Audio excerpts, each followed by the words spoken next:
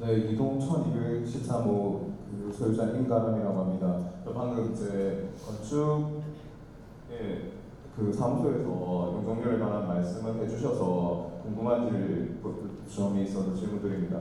그 이전에 심의받았을 때는 용적률 880%로 해서 그 다음에 최고 높이 130m 미만 뭐 이렇게 받았다고 하는데 이제 올해 뉴스에 보면 그리고 이제 해임됐던 전 추진위원장이 있는 그린랜드 방에 계속적으로 올라오고 있는 글이 이제 정비구역이 만약에 해지되고 나면 오히려 가로구역 서면이나 남포동 일대는 최대 고도 높이가 130에서 180으로 올리는 그런 완화하는 기사가 있습니다. 그러면 그것만 보면 이제 용적률이 가는 기존 880%보다 오히려 일몰 해제되고 나서 더 많이 받아 사업성에 유리한 것 아니냐라는 이야기를 하고 있거든요. 그럼 이 부분은 2030 도시계획에는 분명히 최대 인센티브를 받아도 713% 정도인데 그런데 가로구역 높이가 완화가 되면 용적률이 올라간다는 얘기는 서로 반대되는 얘기지 않습니까? 이 부분은 정확히 어떻게 되는지 궁금합니다.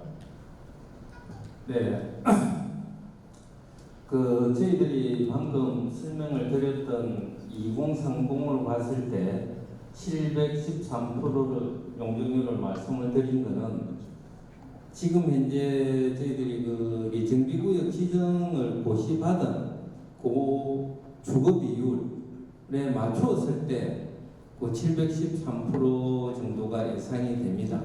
예상이 되고 지금 1000%도 가능합니다. 가능한데 이 1000%를 받기 위해서는 주거 비율이 상당히 많이 떨어져야 됩니다. 지금 현재는 저희들이 그 주거 비율이 약 86% 정도가 주거고 비주거가 14% 정도 되는데 1000% 이상을 받기 위해서는 주거 비율이 50% 이하로 떨어져야 됩니다.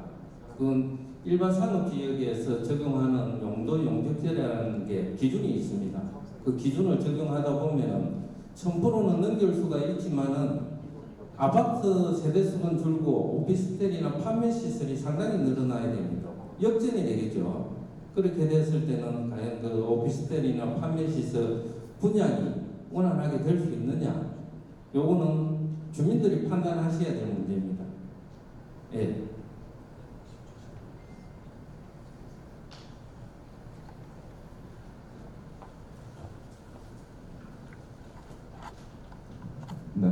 네, 말씀 잘 들었습니다. 그러면 지금 현재의 주거 비율이 86%를 했을 때 받았던 용적률이 880%로 할 수 있다는 거고, 그러면 이게 만약에 1000%로 상향을 하려면 이제 아파트에 사는 비율, 주거 비율이 줄어들어야지 상가랑 이런 주거 비율이 상가가 늘고 오피스텔이 늘고 주거 비율이 줄어들어야 1000%가 가능하다는 말씀이시잖아요. 네. 그러면 이게 주거 비율이 줄어든다는 것은 토지 등 소유자들 입장에서는 그냥 높이가 올라가는 것 뿐이지 오히려 수익성은 떨어질 수 있다 그렇게 봐도 되는 걸까요?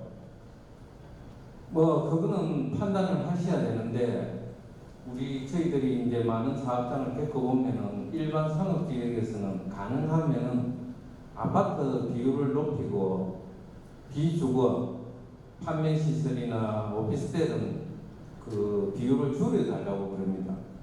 미분양이 발생이 되면은 그 미분양분이 오롯이 주민들 몫으로 돌아갑니다.